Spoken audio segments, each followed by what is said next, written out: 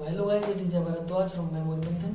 तो आज हम इस वीडियो में पढ़ने वाले हैं क्लास 11th की बिजनेस स्टडीज का सेकंड चैप्टर, जो कि है फॉर्म्स ऑफ बिजनेस ऑर्गेनाइजेशंस। तो बिना टाइम जाया किए आगे बढ़ते हैं।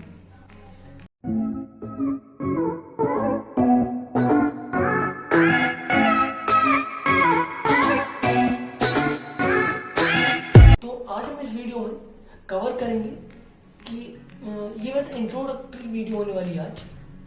तो आज देखेंगे कि हम आगे वाली वीडियोस में क्या डिटेल में पढ़ने वाले हैं और क्या हम आगे वाली वीडियोस में पढ़ेंगे और इस चैप्टर में क्या है मेनली। तो फॉर्म्स ऑफ बिजनेस ऑर्गेनाइजेशंस मतलब हमने पिछले चैप्टर में ये देखा था कि बिजनेस क्या होता है, बिजनेस के फायदे क्या हैं, बिजनेस की बहुत कुछ देखा था बिजनेस के बारे में। और अब हमें ये देखेंगे इस वीडियो में, हम ये देखने वाले हैं कि बिजनेस कितने टाइप्स का होता है, कि किस किस तरह के बिजनेस होते हैं और किस बिजनेस को करने में क्या फायदा है और क्या नुकसान है, ये सभी। तो बिजनेस जो होते हैं, बिजनेस ऑर्गेनाइजेशंस जो होती हैं, वो मेनली 5 टाइप्स की होती हैं। तो उनमें से होती है आपकी sole proprietorship, partnership, Hindu joint family business, cooperative society और कंपनी। ये हमारे 5 टाइप्स होते हैं बिजनेस ऑर्गेनाइजेशंस के। तो अभी हम इन्हें शॉर्ट में देखते हैं और हम अपनी नेक्स्ट वीडियोस में इन्हें डिटेल में कवर करेंगे। तो पहले शॉर्ट में देखते हैं कि क्या क्या सोल प्रोप्राइटरशिप क्या होती है और वगैरह वगैरह क्या होते हैं। तो भी देखते हैं सोल प्रोप्राइटरशिप क्या होती है। पहले हम इसे देखते हैं कि सोल प्रोप्राइटरशिप का मतलब क्या है। सोल का मतलब है कोई सिंगल इंडिविजुअल हो, मतलब सिंगल के यूज होता है सोल। और प्रोप्राइटरशिप से मतलब होता है पूरा ओनरशिप का, कि अगर कोई भी बिजनेसमैन, अगर कोई भी बिजनेस का सिर्फ एक ओनर है, वही उसे मैनेज करता है, वही उसे कंट्रोल करता है उस बिजनेस को, वही उसके आगे की स्ट्रेटेजीज बनाता है और डेली ऑपरेशंस के भी काम वही करता है, तो वो एक सोल प्रोप्राइटरशिप वाला बिजनेस होगा। और ये जो बिजनेस होता है सोल प्रोप्राइटरशिप जो होती है, ये मेनली स्मॉल बिजनेसेस होते हैं और एक ही इंसान के द्वारा काम किया भी जाता है इनमें और वही उसका ओनर होता है। और हम अगर इसमें एग्जांपल लें तो आप कोई भी अगर मार्केट में शॉप देखते हो, कोई भी छोटी मोटी शॉप होती है, वो सभी आपने देखा होगा उसके बैनर पर लिखा होता है PROP और उसका नाम, ओनर का नाम। तो प्रॉप जो होता है वो प्रोप्राइटर होता है। तो ये जो शॉप्स होती हैं वो सभी सोल प्रोप्राइटरशिप के अंडर में आती है। अभी नेक्स्ट टाइप की तरफ चलते हैं, पार्टनरशिप। तो पार्टनरशिप में क्या होता है कि इसमें अगर हम सपोज करते हैं कि हमारा कोई फ्रेंड सर्कल है और हमने कुछ ऐसा सोचा कि हम कोई एक बिजनेस करेंगे, हम सभी मिलकर बिजनेस करेंगे और वो भी एक बिजनेस होगा। तो वो हो गई पार्टनरशिप का, क्योंकि हम सभी उसमें पार्टनर हैं।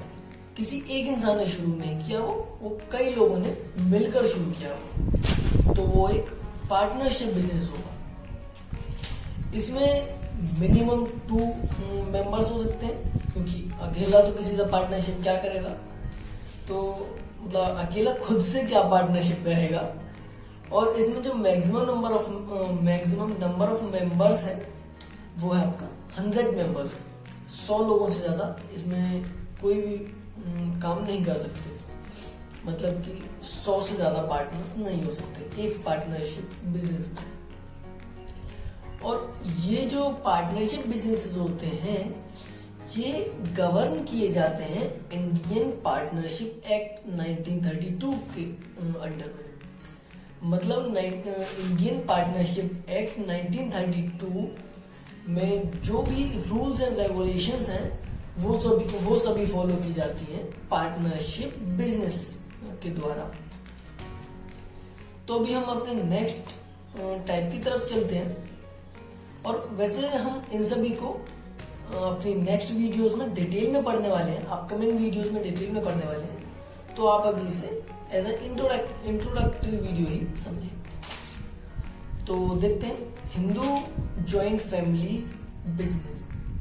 तो ये वो जैसे फैमिली बिजनेस होते हैं कि एक फैमिली होती है काफी, जैसे कुछ भाइयों ने शुरू की हो या कोई भी कुछ फैमिली ने शुरू की हो, मतलब एक फैमिली के कुछ मेंबर्स ने शुरू की हो, वो एक फैमिली बिजनेस होता है। जैसे आप कोई भी बिजनेस देखते हैं, कई ऐसा होता है कि किसी के पेरेंट्स ही वो करते थे, उसके ग्रैंड पेरेंट्स ही वो करते थे, और वो आज वो सभी भाई मिलकर उस बिजनेस को चला रहे हो, या फिर वो सभी उस फैमिली के मेंबर्स मिलकर उस बिजनेस को चला रहे हो, तो वो एक हिंदू जॉइंट फैमिली बिजनेस होता है। तो इसमें जो है ये जो बिजनेस है ये ओल्डेस्ट बिजनेस में से एक है। और वैसे इसमें आप कंफ्यूज मत होना कि हिंदू जॉइंट फैमिली बिजनेस जो होते हैं वो ओल्डेस्ट हैं, ये नहीं होता। ओल्डेस्ट जो है वो सोल प्रोप्राइटरशिप बिजनेस ओल्डेस्ट होते हैं, और हिंदू जॉइंट फैमिली बिजनेस जो होते हैं वो ओल्डेस्ट की लिस्ट में आते हैं, बट ओल्डेस्ट नहीं होते ये। तो ये जो बिजनेस होता है ये हिंदू लॉज के थ्रू गवर्न किया जाता है, हिंदू लॉज को फॉलो करता है। और इसमें जो होता है एक इस तरह से होता है कि जो उस फैमिली का हेड हो, मतलब उन मेंबर्स में जो हेड होगा, जिसका डिसीजन बहुत ज्यादा मायने रखता हो, फर्स्ट प्रायोरिटी उसी के डिसीजन के लिए हो, तो वो उसे कहते हैं कर्ता। मतलब एक तरह से हम ये कह सकते हैं, जैसे कई आपने सुना होगा कि ये फाउंडर हैं इस कंपनी के और ये को फाउंडर है, जो कि पार्टनरशिप बिजनेस में होता है। तो जो फाउंडर होते हैं उन्हें यहाँ पर कहा गया है कर्ता, और जो बाकी जो होते हैं जो उस बिजनेस में हेल्प कर रहे होते हैं और वो उस बिजनेस को रन कर रहे होते हैं उनके साथ में, बट वो हेड नहीं होते। बाकी जो मेंबर्स होते हैं वो होते हैं को पार्टनर्स। तो अभी हम अपने नेक्स्ट पॉइंट की तरफ चलते हैं, कोऑपरेटिव सोसाइटी। तो क्या होता है कि कोई एक कम्युनिटी होती है, जैसे हम अगर देखते हैं कि प्रोड्यूसर्स एक कम्युनिटी है और कंज्यूमर्स एक कम्युनिटी है।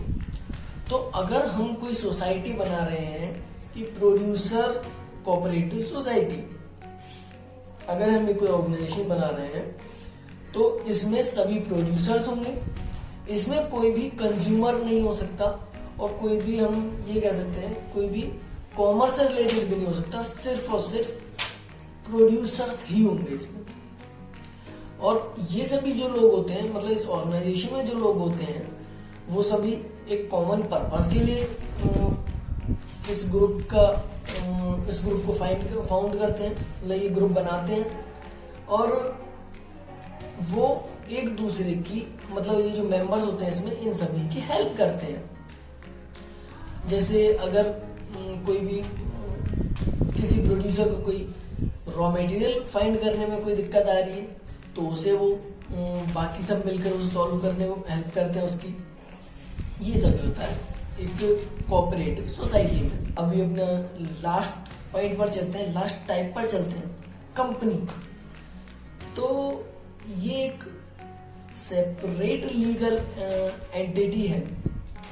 मतलब हम ये कह सकते हैं कि ऐसा होता है कि एक कंपनी जो होती है उसे इंडियन लॉज की तरफ से और इंडियन कॉन्स्टिट्यूशन में उसे एज एन आर्टिफिशियल ह्यूमन की तरह से देखा जाता है।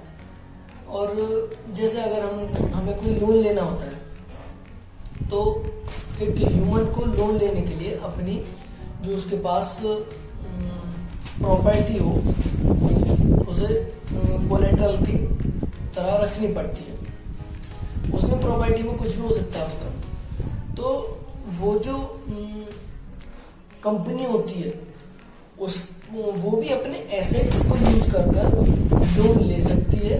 और इसी तरह जैसा कि एक ह्यूमन वर्क करता है, इसी तरह से एक आर्टिफिशियल ह्यूमन की तरह समझा जाता है एक कंपनी को। एक company as an artificial human समझी जाया करती है। और ये बात जो है ये कंपनीज एक्ट 1956 में भी लिखी गई थी। और ये जब अपग्रेड हुआ 2013 में, तो अभी से कंपनीज एक्ट 2013 कहा जाता है, तो ये उसमें भी मेंशन था। और कंपनीज एक्ट 2013 को फॉलो करती है कंपनीज। तो आज की वीडियो में इतना ही। अगर आपको ये वीडियो पसंद आई हो, यूजफुल लगी हो और इंफॉर्मेटिव लगी हो, तो आप इस वीडियो को लाइक कीजिए, शेयर कीजिए और सब्सक्राइब करना मत भूलिएगा। और सब्सक्राइब करने के बाद साइड में एक बेल आइकन भी होगा, बेल आइकन को दबाना मत भूलिएगा, क्योंकि आपको उससे हमारे अपडेट्स मिलते रहेंगे। तो थैंक्स फॉर वॉचिंग। जय हिंद।